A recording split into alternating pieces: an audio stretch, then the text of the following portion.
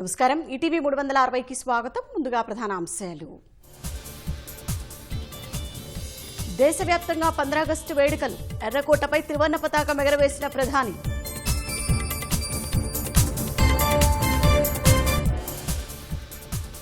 దేశాన్ని ఉన్నత శిఖరాలకు తీసుకెళ్లేందుకే సప్తధార.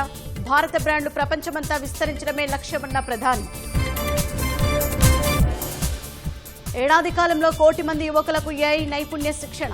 పేద మధ్యతరగతి కుటుంబాలపై ఆర్థిక భారం తగ్గిస్తామన్న మోదీ.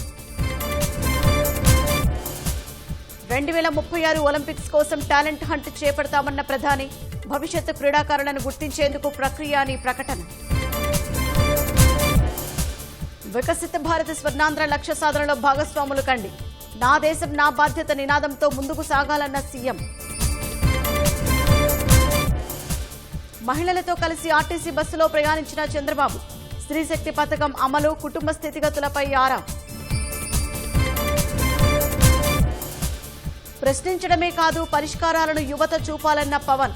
తప్పుడు సమాచారానికి ఆలోచనను అమ్ముకోవద్దంటూ హితవు. ఏపీ అన్ని రంగాల్లో ప్రగతి సాధించే వరకు పట్టుదలతో పనిచేయాలి. పక్క రాష్ట్రాలు మన వైపు చూసే విధంగా అభివృద్ధి చేద్దామన్న లోకేష్.